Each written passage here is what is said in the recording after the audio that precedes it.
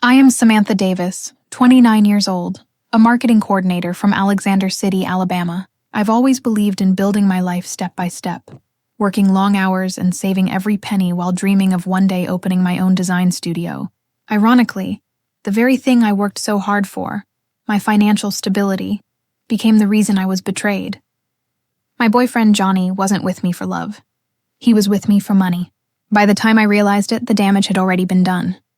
Before I share my story, let me know where you're watching from and subscribe if you value standing up for yourself. When I first met Johnny, I thought he was the answer to everything I didn't even know I had been missing. It was a Friday evening in downtown Austin, one of those warm nights when the city comes alive with music and laughter spilling out from every bar and food truck. My friend Perry had dragged me out after work, insisting I needed to live a little. I remember standing in line at a taco truck when Johnny struck up a conversation. He was tall, confident, with an easy smile that made him look approachable. "Fish tacos," he said, glancing at the menu, "but only if you can handle spice." "What about you?" I laughed, caught off guard by his sudden presence. "I'm more of a carnitas kind of girl." That was all it took. From there, conversation flowed effortlessly. He asked about my work, listened intently, and joked about how marketing people secretly control the world with ads. It felt refreshing to talk to. Someone who wasn't rolling their eyes when I explained campaign, deadlines, or brand strategy. Perry noticed how quickly Johnny and I clicked. She shot me a knowing grin as we walked back to our table. "You two are like magnets," she whispered. At first, I brushed it off as Perry exaggerating, but Johnny didn't waste any time proving her right. By the end of the night, he had asked for my number. The very next day, he sent a text. "Best tacos I've ever had." Was it the food or the company? I found myself smiling at my phone in a way I hadn't in years. Johnny was charming. Almost too charming. He worked as a fitness trainer at a popular downtown gym, or so he said. His schedule seemed flexible, and he always had stories about clients who were so grateful for his help. He wasn't rich, but he carried himself with a confidence that suggested he didn't need to be. Our relationship escalated quickly.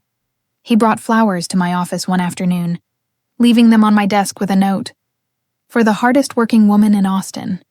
He remembered little details, like the fact that my favorite color was teal, or that I loved pecan pie because it reminded me of my grandmother. Within weeks, Johnny had integrated himself into every part of my life. He met my coworkers, charmed my friends, and even joined Sunday dinners with my parents.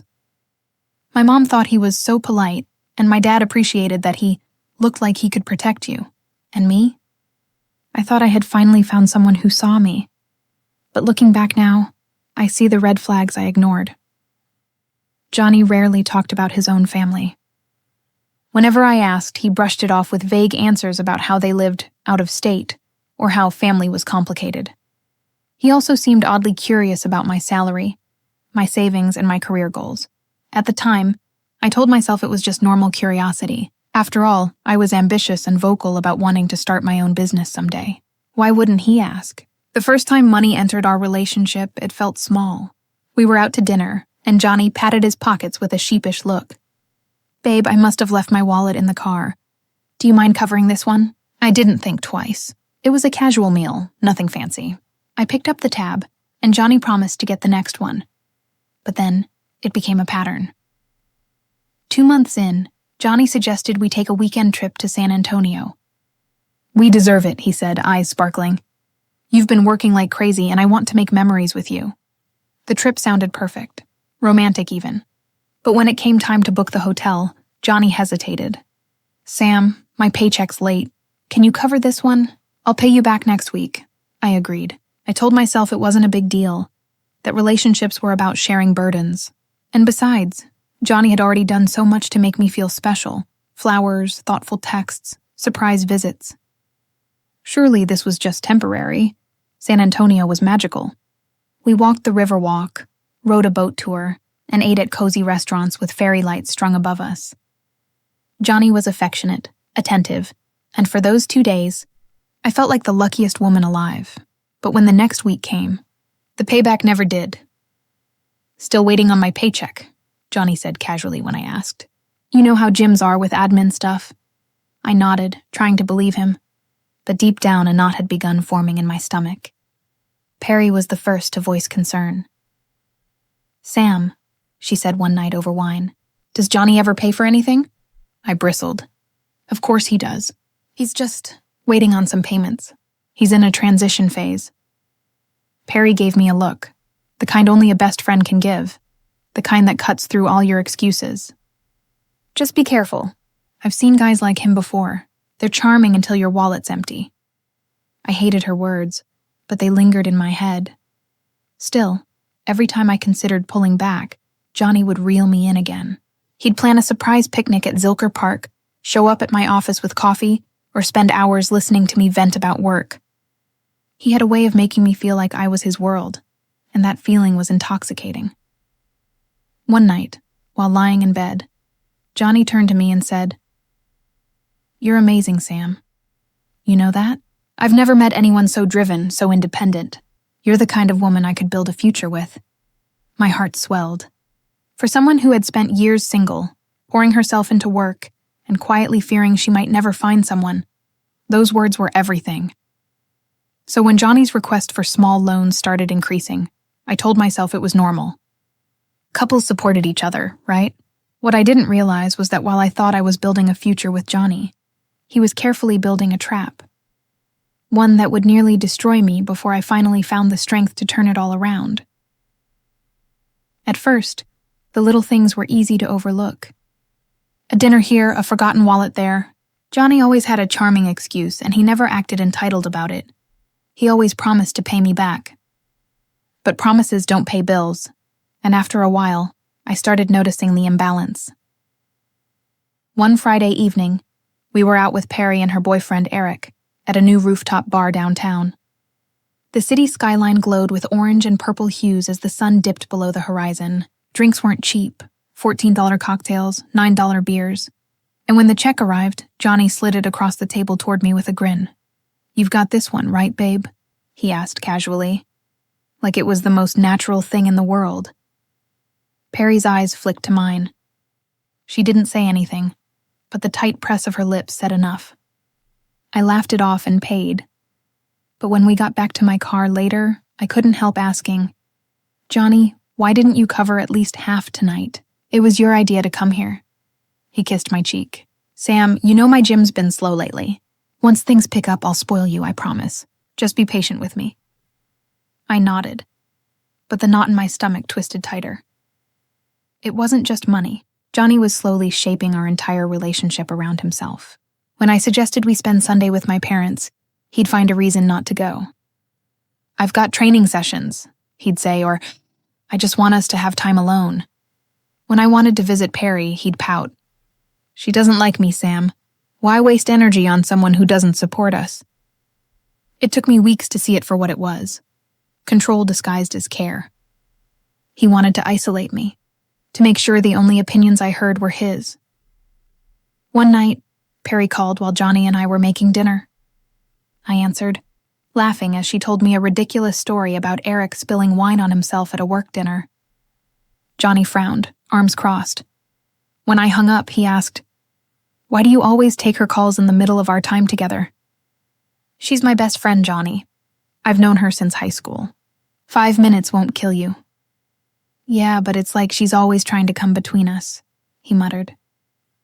The argument spiraled from there. It ended with me apologizing just to stop the tension, even though I knew I had done nothing wrong. The money requests grew bolder. "Sam, my car needs new tires. I can't drive clients around if it's unsafe.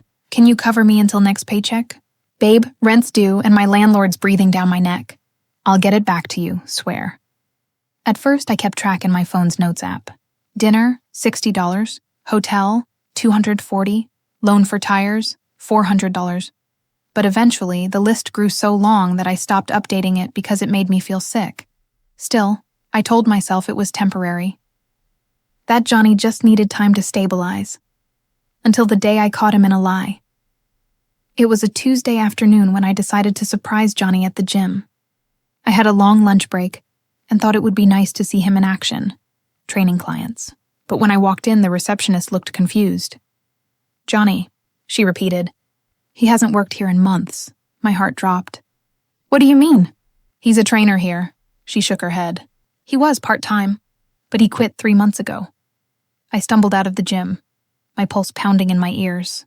3 months. That was almost as long as we had been dating, which meant every story he told me about long shifts, late-night clients, paycheck delays, it was all a lie. When I confronted him that night, Johnny didn't even flinch. Sam, gyms are struggling. They weren't paying me enough. I've been doing private sessions. Private sessions? Then why didn't you tell me? Because I knew you'd react like this. His voice was sharp, defensive. I didn't want you to think less of me. You're always so perfect with your job and your savings. I didn't want to look like a failure. I stared at him, torn between anger and pity. He looked so sincere, his brown eyes wide, his tone desperate, and against my better judgment, I let it go. But Perry didn't. You're being played, Sam, she said bluntly the next time we met for coffee. He's lying about his job, he never pays for anything, and he's cutting you off from your friends. That's textbook manipulation. I stirred my latte, avoiding her gaze. It's not that simple. He says he just doesn't want me to think less of him. Perry leaned forward. Doesn't want you to think less of him, or doesn't want to lose access to your money? Her words hit me hard, but I wasn't ready to face them yet.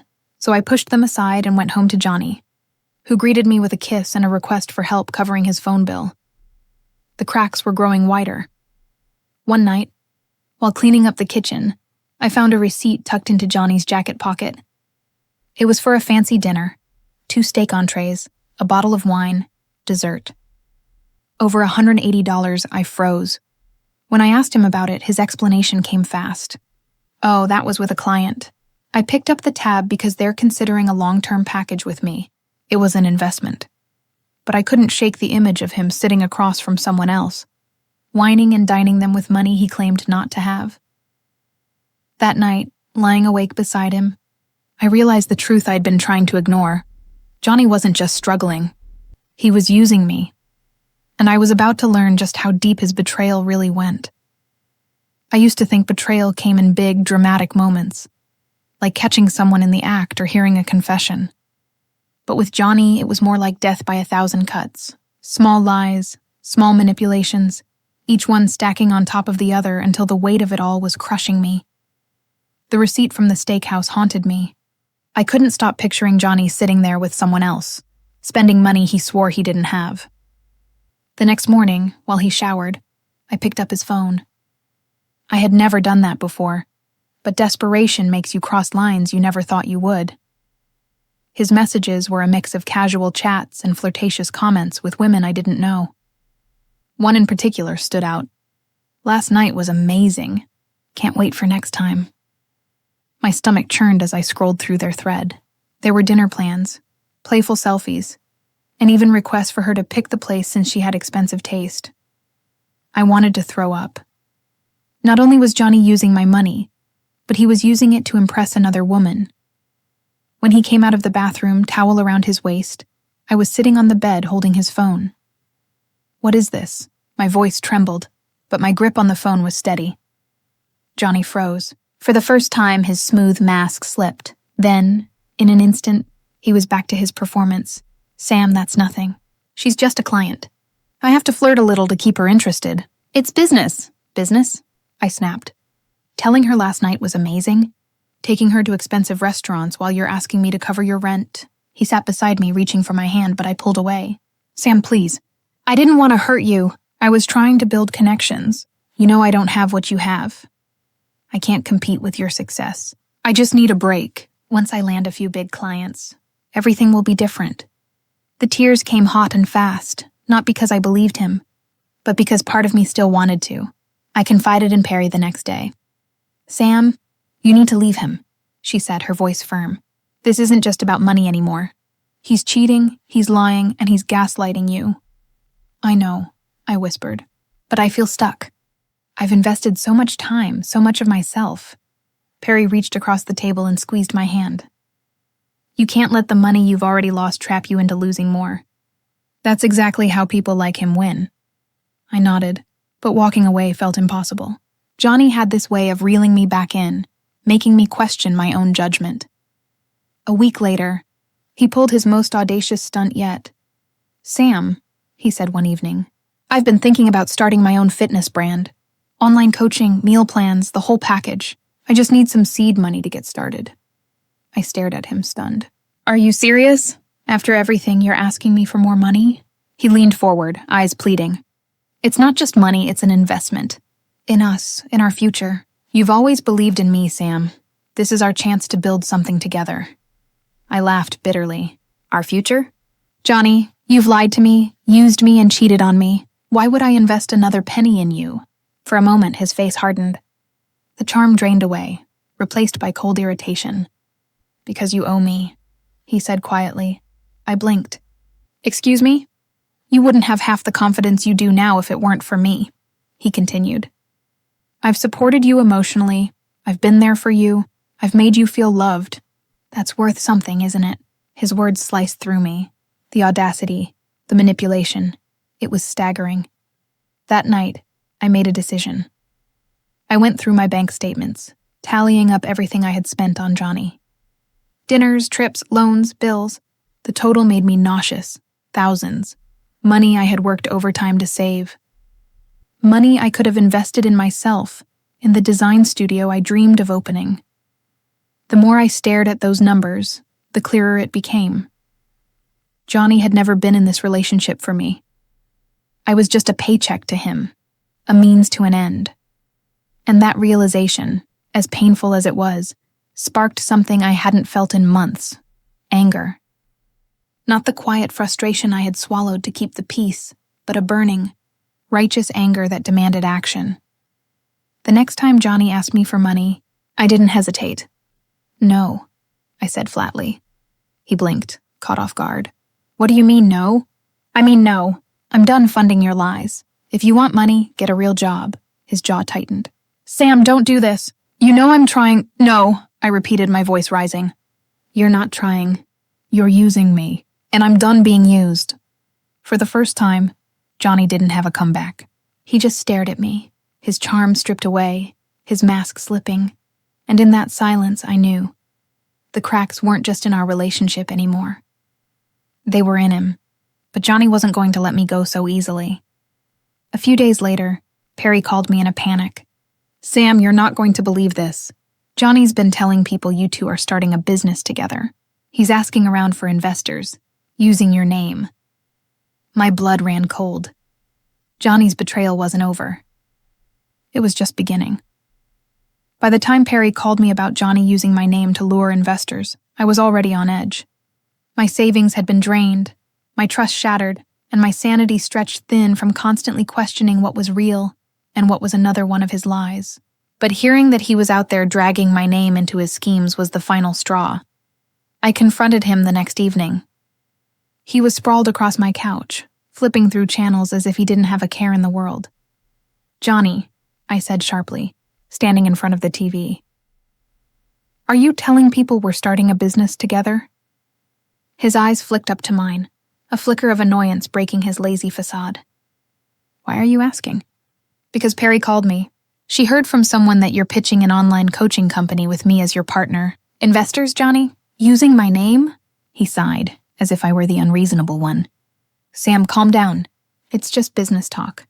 People take you more seriously if they think you've got a solid team. You're the respectable one with the good job and the savings. It gives me credibility." I stared at him, stunned by the casual way he admitted it. "So you're lying to people, using my reputation. Do you realize what kind of damage that could do to me?" Johnny sat up, his voice sharpening. "Don't act like this is some huge deal. It's not like I actually took money from anyone yet. Besides, if it worked, you'd benefit too. Think of it as me betting on us." "Betting on us?" My voice cracked with disbelief. "Johnny, there is no us anymore. Not after this." He jumped to his feet, anger flashing in his eyes. "You're seriously going to throw away everything we've built because of a misunderstanding?" "A misunderstanding?" I scoffed. "You've lied about your job, cheated on me, drained my money, and now you're using my name for your scams. This isn't a misunderstanding. This is who you are." Johnny's expression hardened. For the first time, there was no charm, no fake softness in his tone.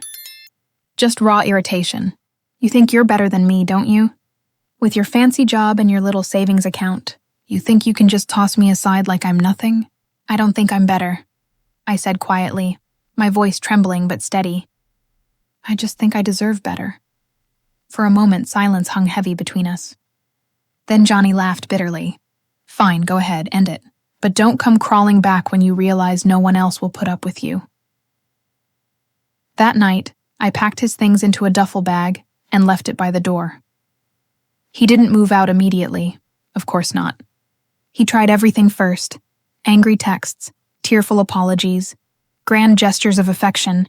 One night, he even stood outside my apartment in the rain begging me to let him in. Sam, I love you, he shouted through the door. Don't throw this away over money. We can fix it. But I stayed firm. Perry stayed with me that night, sitting on the couch while we listened to him pound on the door until he finally gave up. This is the hardest part, she whispered. Once he's out of your life, you'll start to breathe again. I wanted to believe her. But Johnny wasn't done with me. 2 weeks after I kicked him out, I received an email from HR at my company. Samantha, we've received an inquiry from someone claiming to be your business partner. Please clarify this matter as soon as possible. My hands shook as I read it. Johnny had contacted my workplace. He was trying to make his lies official, to rope me in whether I wanted it or not.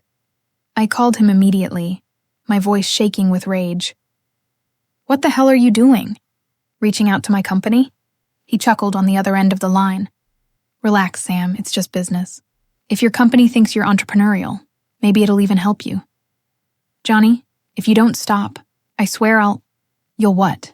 He interrupted smoothly. Go to the police? Tell them your boyfriend asked you for some help. Good luck with that. No one's going to believe you weren't involved when your name's already on everything. His words chilled me. He wasn't just using me anymore. He was threatening me. That night, I broke down. Perry found me sitting on my kitchen floor, shaking as I clutched the HR email. Sam, this isn't just toxic anymore, she said firmly. This is dangerous. He's dragging your career into his scams. If you don't stop him, he could ruin your life. I don't know what to do, I whispered. Yes, you do, she said. You have to fight back. For days, I wrestled with the decision. Confronting Johnny head-on hadn't worked. Ignoring him hadn't worked either. The only way forward was to protect myself and expose him for who he really was. I started documenting everything. Bank transfers, texts, receipts, even the notes from my phone where I had tracked all the money I'd given him. Perry helped me organize it, building a timeline that painted a clear picture of Johnny's manipulation and lies. The more evidence I gathered, the angrier I became. I had been so blind, so willing to believe his words over my own instincts. But now I had the proof. Johnny had thought he could use me forever. He had no idea that he was about to regret ever crossing me. That night, as I filed away the last piece of evidence into a folder labeled Johnny, proof, I realized something had shifted inside me. I wasn't just the girl who got used. I was the woman who was about to make him pay. And for the first time in months, I slept peacefully. I thought by now I would feel secure in my relationship with Johnny, but instead I felt like I was walking on a fragile sheet of glass, afraid it might shatter beneath me at any moment. Every time he looked at me with those charming brown eyes, I felt my stomach twist between love and doubt. Was he looking at me because he loved me, or because of what I could give him? The first time I noticed the cracks was on a Friday night. We were supposed to go out for dinner. I had suggested a cozy Italian place downtown, something small and intimate. Johnny, however, insisted on a high-end steakhouse, the kind where the waiters wore suits and the wine menu had more pages than the Bible. Don't worry, babe, he said with that easy grin. You deserve it. Let's live a little. I wanted to believe him. I wanted to think he meant it when he said it was about celebrating us. But when the bill came, Johnny sat back, sipping his drink, making no move to grab the check. My chest tightened. It was the third time that week. I told myself maybe he forgot his wallet again. Or maybe he just assumed I didn't mind. But the pattern was impossible to ignore. As we walked out of the restaurant, I asked gently, Johnny, do you think maybe next time you could cover it? His smile faltered for just a moment before he forced it back into place. Of course, Samantha. You know I've just had some expenses lately. Things are a little tight. Expenses. That word rolled around in my head all night. Expenses he never explained. Expenses that seemed to disappear whenever he showed up in new sneakers or mentioned the weekend trips he wanted to take with his friends. I tried to ignore the nagging voice in my head, but it grew louder when I found myself dipping into my savings to keep up with our dates. It wasn't just dinners anymore. It was his car insurance he forgot to pay. It was a new gaming console he just had to have. It was covering the deposit for a vacation he promised he'd pay me back for. Weeks passed, and each time he promised to repay me, excuses piled up like unpaid bills. I'm waiting for my paycheck. My card got blocked for suspicious activity. I'll send you the money tomorrow, I swear, but tomorrow never came. One Saturday afternoon, I stopped by his apartment. He wasn't expecting me. And when he opened the door, I saw a brand new flat-screen TV sitting in the living room. Wow, I said, raising an eyebrow. That must have cost a fortune. He laughed nervously. Oh, my buddy hooked me up. Practically gave it away.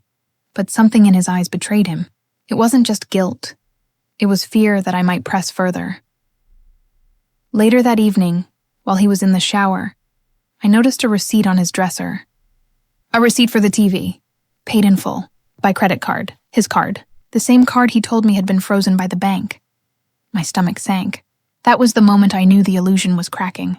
The next morning, I called my best friend Leah. She had been patient with me through months of listening to my doubts about Johnny. But this time my voice cracked as I admitted, I think he's using me. Leah sighed softly, not in surprise, but in the way someone does when their suspicions are finally confirmed. Samantha, she said gently, I've been biting my tongue because I didn't want to hurt you, but you've got to open your eyes. He's been draining you dry. He knows you're kind, and he's taking advantage of it. Tears filled my eyes. But what if I'm wrong? What if I'm just being paranoid? Leah's voice sharpened. Look at the facts. He always has money for himself, but never for you. He buys luxuries but lets you cover necessities. Does that sound like love to you? Her words hit me like cold water. No, it didn't sound like love. It sounded like exploitation dressed up as romance. Still, part of me resisted letting go. Johnny had become so intertwined in my daily life. He sent me sweet texts in the morning. He held me when I cried about work. He made me laugh in ways no one else could. Could all of that be fake? The question gnawed at me until the day of Leah's birthday party. She had invited all her close friends to a rooftop bar. When Johnny and I arrived, he immediately ordered the most expensive cocktails and charcuterie board on the menu. He laughed loudly, basking in the attention, while I sat nervously, calculating how much this was going to cost. When the bill arrived, Johnny leaned back and whispered, Babe, you got this one, right? In front of Leah, in front of everyone, my face burned with shame as I pulled out my card. Leah's eyes met mine across the table, filled with both pity and anger. That night, she cornered me in the bathroom. You can't keep doing this, she whispered fiercely. He's humiliating you. He's bleeding you dry. Samantha, please, walk away before you have nothing left. I stared at my reflection in the mirror. Mascara smudged. My shoulders slumped. I didn't look like a woman in love. I looked like a woman trapped. The final straw came a week later. Johnny called me, his voice full of false urgency. Babe, I need you to lend me $2,000. Just for a week. I'll pay you back as soon as my bonus comes in. My heart pounded. $2,000. It wasn't pocket change anymore. It was the safety net I had worked years to build. Johnny, I whispered, my voice trembling. I don't think I can do this anymore. There was a pause. Then his voice hardened. What's that supposed to mean? I mean, I can't keep giving and giving while you take. I feel like you don't love me. You just love what I can provide. He scoffed. Wow. After everything I've done for you, this is how you treat me? I almost laughed at the absurdity. Everything he had done for me? He had drained me emotionally, financially, mentally. When I hung up that call, I knew something had shifted inside me. The cracks in the illusion were no longer cracks. They were a full collapse. And for the first time in months, I felt something I hadn't felt in a long time. Freedom. Breaking away from Johnny wasn't a loud, explosive breakup like you see in movies. It was quiet, methodical, and deliberate. I didn't scream. I didn't beg. I didn't give him the satisfaction of watching me fall apart. Instead, I began to withdraw, piece by piece, like pulling roots out of soil that had long since dried. The first thing I did was cut off access. Johnny had a way of worming into every corner of my life, my apartment, my accounts, my time. I changed my passwords, canceled the joint subscription services he had talked me into, and made sure my bank alerts were set for every single transaction. For once, he wouldn't be able to use me as his personal piggy bank. When he called the next day, I didn't answer. The text messages that followed came in waves. "Babe, are you okay? Why aren't you answering? I'm sorry if I upset you. Let's talk about this." I stared at the screen, my heart hammering, but I stayed silent. Silence became my weapon. Perry was my anchor through those days. She came over one evening with takeout and a bottle of wine, plopping down on my couch as if she'd lived there her whole life. "So what's the plan?" she asked, chewing on a spring roll. "The plan," I said, "is to disappear from his grip. No more money, no more excuses, no more Johnny." Perry grinned. "Finally. That's the Samantha I know." Still, letting go wasn't as easy as declaring it. Johnny didn't give up without a fight. He showed up outside my apartment 2 nights later, pounding on the door like a storm. "Samantha, open the door! You're overreacting." I stood frozen in the kitchen, phone clutched in my hand, Perry whispering, "Don't you dare open it." His voice softened. "Please, babe. I love you. Don't do this to us." But I stayed silent. Eventually, his voice turned sharp. "Fine. If you want to play it this way, don't come crying to me when you realize no one else will ever love you like I do." Perry's eyes flashed with anger. "What a manipulative jerk," she hissed. When his footsteps finally faded down the hall, I felt like I had survived an earthquake. The silence afterward was heavy, but it was mine. I threw myself into rebuilding. Mornings, I laced up my sneakers and jogged through the park, letting the rhythm of my steps push out the noise of his voice in my head.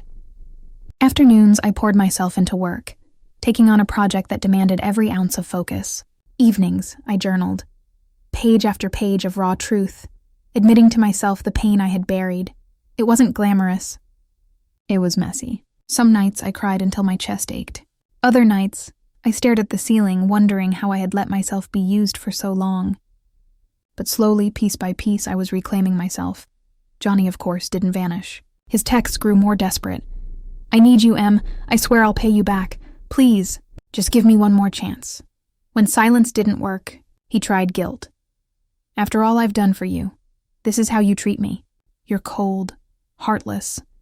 Then came the threats. "If you don't answer me, I'll make sure people know the truth about you." I wanted to crumble, but Perry reminded me, "He's bluffing. He needs you more than you need him, and he's losing." One Saturday, I went through my bank records line by line. Every dinner, every loan, every bill I had covered. The total was staggering. Thousands of dollars. I sat there with a lump in my throat. But then a new thought hit me. Those numbers weren't just losses. They were proof. Proof that I had been used. Proof that I had been more than generous. Proof that Johnny's web of lies wasn't going to hold. I organized everything into a folder. Statements, receipts, screenshots of his texts. Perry helped me create a timeline, each entry another nail in the coffin of his manipulation. "This is more than evidence," she said as we pinned the papers to my corkboard. "This is your story, and you're finally writing the ending." For the first time, I didn't feel like a victim. I felt like someone preparing for battle. At work, my boss pulled me aside one day. "Samantha, you've been different lately," she said, her tone curious but kind. My stomach clenched. Had my personal chaos bled into my job? But then she smiled. Stronger, more focused. "Whatever's going on, you seem..."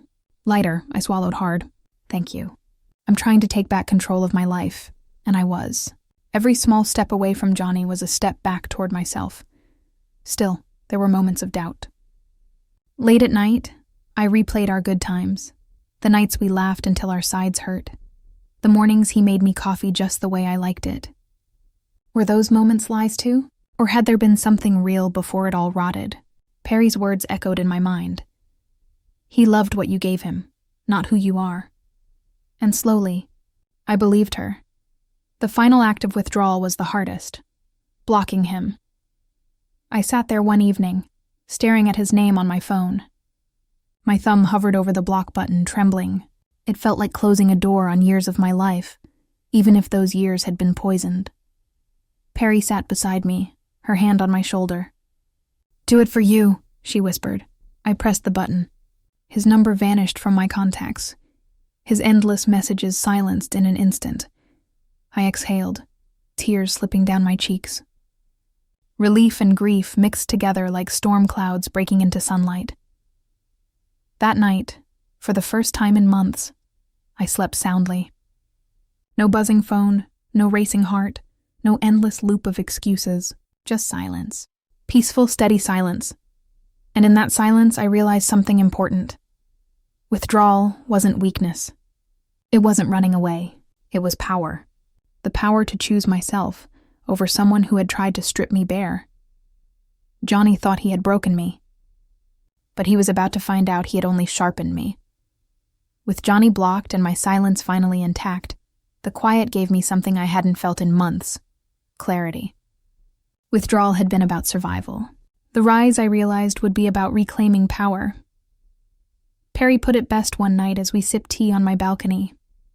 "You've been playing defense for too long, Samantha. It's time to go on offense." I laughed nervously. "What does that even look like?" "Simple," she said, her eyes sparkling with mischief. "You stop just reacting to him. You start building your life so high that he can't even reach the first step." Her words stuck with me. The first part of my rise was financial recovery. I sat down with a financial advisor, something I had never considered before. Johnny bled me dry.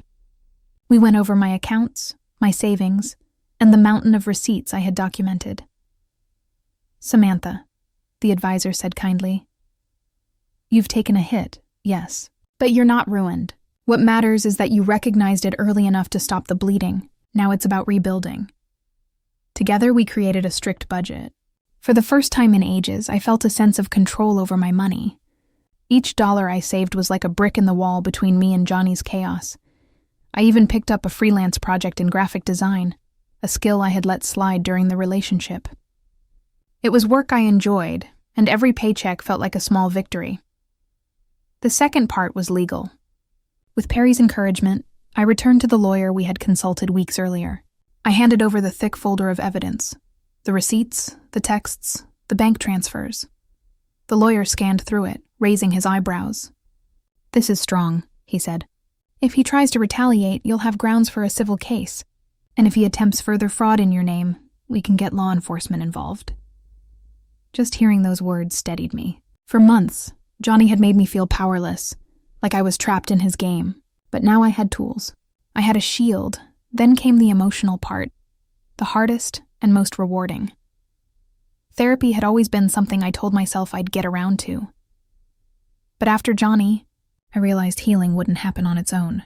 I found a therapist named Karen, a warm, sharp woman who listened without judgment. "Samantha," she said during our second session, "you've been carrying guilt for things that were never yours to carry. That guilt has kept you tied to him longer than you should have been." Her words cracked something open in me. I cried, not out of despair, but because I finally understood. Johnny had thrived because I believed every mistake was mine to fix, but I wasn't broken. I was learning. Outside of therapy, I rebuilt my social world. I accepted invitations I had been too drained to attend. I reconnected with friends Johnny had subtly distanced me from. One weekend, I even went on a hiking trip Perry organized, where I laughed harder than I had in months, surrounded by people who expected nothing from me but my company. Standing on the peak of that trail, looking down at the valley stretched beneath me, I felt something click inside.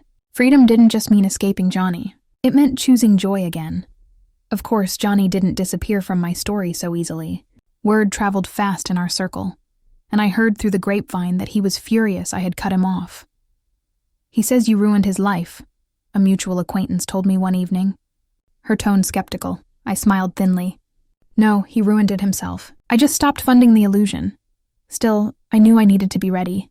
The rise wasn't just about healing. It was about preparing for the inevitable reckoning. Johnny was the kind of man who would eventually trip over his own lies, I wanted to be standing tall when he did. One night, as I sat at my desk finishing a freelance design project, Perry called. "You won't believe this," she said, her voice bubbling with excitement. "Remember that couple Johnny scammed with his fake investment pitch? They're talking about pressing charges." My heart skipped. "Are you serious?" "Dead serious. They've got proof, and guess what? They want to talk to you, since your name was dragged into his pitch." For a moment, old panic surged through me. Would this tie me deeper into his mess? But then I remembered my folder of evidence, my hours of documentation, my new armor. "Set it up," I said firmly. Meeting that couple was surreal. They were kind people, angry but grateful when I explained I had nothing to do with Johnny's schemes. I showed them the receipts, the texts, the timeline. "You've been through hell," the wife said softly. "But you're stronger for it. And if we work together, maybe we can stop him from hurting anyone else." Walking out of that cafe, I felt taller. For months, Johnny had tried to make me feel powerless. But here I was, standing with allies, no longer his victim. The final sign of my rise came unexpectedly at work. My boss called me into her office one Friday afternoon.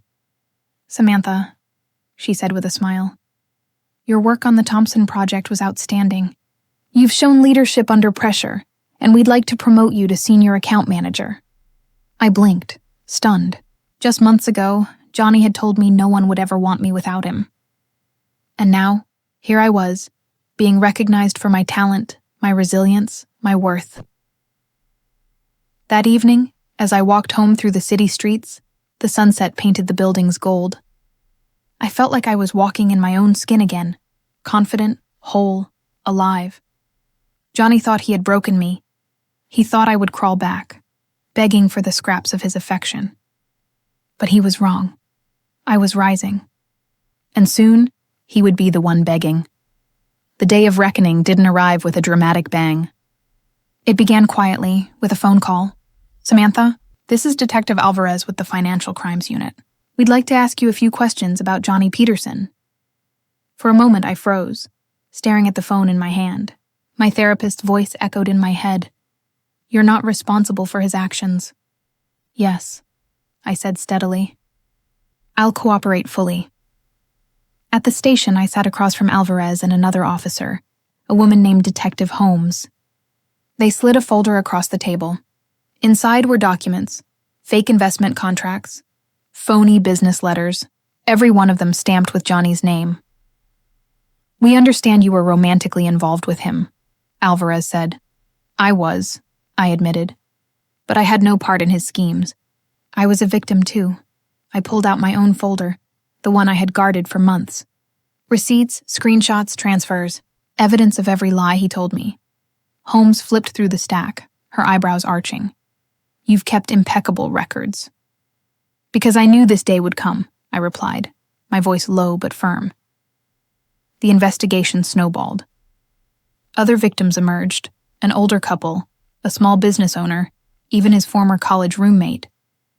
Each one had been promised easy returns. Each one had been drained. Johnny's web of lies was collapsing. And for once, I wasn't tangled in it, I was holding the scissors. Perry and I were sipping lattes at our favorite cafe when she leaned in. "You realize this is poetic justice, right? He used your kindness to scam you, and now your meticulous nature is going to help put him away." I smiled faintly. It's not about revenge anymore. It's about stopping him. Still, when news broke online, I couldn't help but feel a rush of vindication. "Local man, accused of defrauding multiple victims in fake investment scheme," the headline read. His mugshot accompanied the article. Johnny's once smug expression replaced with something hollow and desperate. But the real reckoning came at the Community Investor Forum. It was a small auditorium event where victims were invited to share their stories. Perry insisted I attend. "You need closure, Samantha," she said. "This is your chance." I was hesitant, but when I stepped into the auditorium and saw the rows of people just like me, my resolve hardened. The moderator introduced us one by one. When my turn came, I walked to the microphone. My hands trembled, but my voice carried. "My name is Samantha Carter," I began. For months, I was manipulated into believing I was supporting a man I loved. Instead, I was financing his lies. I told them everything. How he guilt-tripped me. How he spun stories about failing businesses. How he made me believe I was his only lifeline. I didn't sugarcoat my pain, but I didn't drown in it either. I stand here not as a victim anymore, but as a survivor, I said finally. Johnny Peterson took my money, but he didn't take my spirit, and I will not let him take another ounce of my future. The room erupted in applause. Strangers came up afterward, thanking me for my courage. For the first time, my story wasn't just my burden. It was my power. Later that night, Johnny called from jail. Somehow, he had managed to get my number through mutual contacts. "You don't understand, Samantha," he pleaded, his voice breaking. "They're exaggerating. You have to believe me." I held the phone, steadying my breath. "No, Johnny. I finally see you for who you are, and I believe every single one of them," he swore, his voice turning venomous. "You'll regret this. You'll be nothing without me." I hung up without another word. That was the last time I ever heard his voice. In the weeks that followed, the case against him grew stronger. His accounts were frozen, his car repossessed, his reputation shredded in the very community he once boasted about ruling. Perry sent me a screenshot one afternoon. Johnny's social media filled with angry comments, people calling him a liar, a thief, a fraud. "Guess karma doesn't play favorites," she texted. I laughed, really laughed, for the first time in ages, but the greatest reckoning wasn't public. It was personal. One evening, I sat at my desk, reviewing a new freelance contract. The glow of my laptop illuminated the quiet apartment. My bank balance was healthy again, my calendar full of promising projects. I leaned back in my chair and whispered to myself, "You did it." Not because Johnny had fallen, but because I had risen. Still, closure wasn't complete until I faced one last fear. I returned to the cafe where Johnny and I had shared our very first date. For months, the place had been tainted with memories of his charm, his smile, his lies. This time, I walked in alone, ordered my favorite latte, and sat by the window. The barista smiled warmly. "Table for one?" "Yes," I said with a confident nod. "Just for me." As I sipped, I realized the cafe no longer belonged to him in my memory. It belonged to me. The public reckoning had stripped Johnny of his facade. But the private reckoning had given me back my life. And that, I realized, was the sweetest justice of all. I thought the worst was behind me. The case against Johnny was strong. The community had turned its back on him, and I was building a life I could finally be proud of. But people like Johnny rarely go down quietly. They lash out, desperate to drag others down with them. It started with a letter. One morning, I found a thick envelope in my mailbox. No return address, just my name scrawled across the front. I opened it cautiously, my heart hammering. Inside were printed screenshots, old messages between Johnny and me. He had highlighted certain parts, twisting them to look like I had been complicit in his schemes. At the bottom, a handwritten note. "If I go down, I'm taking you with me." For a moment, fear wrapped its claws around my chest. What if people believed him? What if my reputation was destroyed before I had a chance to fully reclaim it? But then I remembered the faces in that auditorium, the applause, the detectives who had looked me in the eye and told me, "You've been invaluable to this case." I placed the letter back into the envelope and took it straight to the police. Detective Alvarez frowned as he skimmed the contents. "Classic intimidation tactic," he said. "He knows his case is falling apart, so he's trying to spook you." "Will this hurt my credibility?" I asked, unable to hide the tremor in my voice. Holmes shook her head. "Not a chance. We have a timeline, bank records, testimony from multiple victims. If anything, this shows his desperation." I exhaled, feeling a weight lift. Desperation, that was the word. Johnny wasn't in control anymore. He was scrambling. The next blow came through mutual acquaintances. People I hadn't spoken to in years suddenly messaged me on social media. "Samantha, Johnny says you set him up. Is that true?" One wrote, "Why would you betray someone you loved?" Another asked. He was spreading lies, painting himself as the victim. Perry sat across from me as I read the messages, my phone buzzing with one notification after another. "Don't engage," she advised firmly. "That's what he wants. You don't need to defend yourself to strangers. The truth will speak louder in court." I wanted to believe her, but the barrage of doubt stirred up old insecurities. For a moment, I felt like the Samantha who once bent over backward to please Johnny, who let his words define her worth. Then I remembered who I had become, the Samantha who stood at that microphone and declared she was no longer a victim. I typed one single post on my profile. "The truth is coming. I stand by everything I've said." Then I logged off. 2 weeks later, the pretrial hearing arrived. Johnny was escorted into the courtroom in an orange jumpsuit, his once polished appearance replaced with something gaunt and hollow. Still, his eyes burned with defiance when they landed on me. For a brief second, my stomach clenched. He still had the power to unnerve me. But then I straightened my back, lifted my chin, and met his gaze head-on. The judge reviewed the charges, the evidence, the testimonies. Johnny's lawyer tried to poke holes, but it was like throwing pebbles at a fortress. When Detective Holmes presented the threatening letter, the judge's expression darkened. "Mr. Peterson," he said sternly, "any further attempts to intimidate witnesses will be met with additional charges." Johnny's jaw tightened, his mask of confidence slipping for the first time. Afterward, Perry and I walked out of the courthouse into the crisp air. She nudged me with a smile.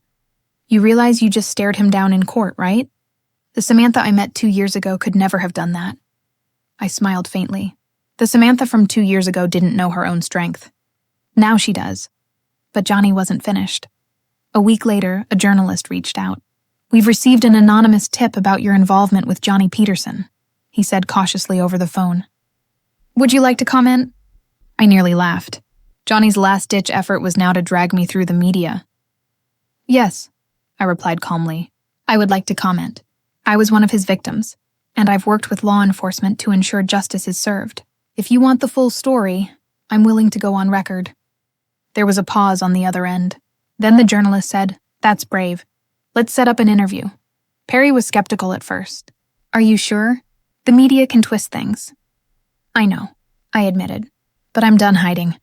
He tried to silence me once. Not again. So I told my story on camera. I spoke about manipulation, financial abuse, the way charm can mask exploitation. I spoke about finding my voice. When the segment aired, the response was overwhelming. Messages poured in from strangers across the country, people who had been in similar situations, thanking me for giving them courage to leave their own toxic relationships. Johnny's narrative collapsed. The more he tried to smear me, the more people rallied to my side. The penultimate blow came not from me, but from his own family. His sister, whom I had met briefly years ago, reached out with a message. "I'm sorry for what my brother did to you. He's been lying to us for years, too. You're not alone." I stared at the screen, tears filling my eyes. Even his own blood had turned against him. The night before the trial officially began, I sat by my window, staring at the city lights of Chicago. My reflection in the glass looked stronger, steadier. Johnny had tried one last time to pull me under, to twist the truth, to poison my name, to intimidate me into silence. But every attempt had only revealed his desperation. For the first time, I whispered aloud, "It's over," and I believed it. The courthouse was buzzing the morning Johnny's trial began. Reporters clustered near the entrance, cameras flashing as attorneys shuffled inside. My heart pounded as I approached the heavy wooden doors, Perry's steady presence beside me. "Deep breaths," she reminded me. "This is the final stretch." I nodded, though my chest felt tight. After everything, the betrayal, the lies, the humiliation, this day felt like both an ending and a beginning. Inside the courtroom, Johnny sat at the defense table. Even in his prison-issued clothes, he tried to carry himself with that same arrogance he had always worn. But his eyes betrayed him. The confidence was gone, replaced with something bitter and hollow. I took my seat behind the prosecution, my palms damp against my lap. The trial opened with testimony from multiple victims. Each one spoke of promises Johnny had made, money he had borrowed, and the devastation he had left behind. Their voices wavered at times, but they stood tall, just like me. When it was my turn to take the stand, my legs felt like lead. I walked slowly to the witness chair, every step echoing in the silent courtroom. Sworn in, I settled into the seat, my gaze drifting briefly toward Johnny. He smirked. That same smirk he had used to manipulate me for years, but this time it didn't pierce me. It fueled me. "Ms. Davis," the prosecutor began, "can you tell the court how you first became involved with the defendant?" I took a breath and began. I told them about the charming man who swept me off my feet, who made me believe in a future filled with love and partnership. I described the gradual shift, the small loans that became large, the promises that evaporated into excuses, the control he exerted until I could barely recognize myself. And then, I told them about the moment I found my courage. "How did his actions affect you?" the prosecutor asked. "They broke me down," I admitted. My voice trembled, but I didn't shy away. But in breaking me, they forced me to rebuild. And now, I stand here not as his victim, but as someone who refuses to be silenced. Johnny's lawyer tried to rattle me during cross-examination. He waved the old screenshots, tried to imply that I had willingly participated. "Did you not, at one point, agree to transfer money to Mr. Peterson?" he pressed. "Yes," I replied evenly, "because I trusted him. Because I believed him when he said we were building a life together. Trusting someone doesn't make you complicit. It makes you human." The courtroom murmured with quiet agreement. The judge silenced them, but I saw the flicker of approval in his eyes. Johnny's smirk faltered. After days of testimony, the jury deliberated. The wait was agonizing, every second stretching into eternity. I sat in the hallway with Perry, my hands clasped tightly in my lap. Finally, the bailiff called us back. "All rise," the judge said as the jury filed in. The four persons stood, holding a sheet of paper. My heart thundered in my chest as the words rang out. "We, the jury, find the defendant, Johnny Peterson, guilty on all counts." The room erupted. Gasps, whispers, the shuffle of reporters racing out the door to break the news. Johnny's head dropped into his hands. For the first time, he looked small, defeated. I closed my eyes, relief washing over me like a tide. The sentencing came 2 weeks later. Johnny received a lengthy prison term for fraud, intimidation, and financial abuse. As he was led out in handcuffs, he glanced back at me one last time. There was no smirk this time, no fire. Just emptiness. I didn't look away. I wanted him to know that I was no longer afraid. Life didn't magically become perfect after the verdict, but it became mine again. Perry and I celebrated with a quiet dinner, raising glasses of champagne. "You did it," she said, her eyes shining. "We did it," I corrected. "I couldn't have done any of this without you." I poured my energy into rebuilding. My work thrived. I was promoted to lead several major campaigns.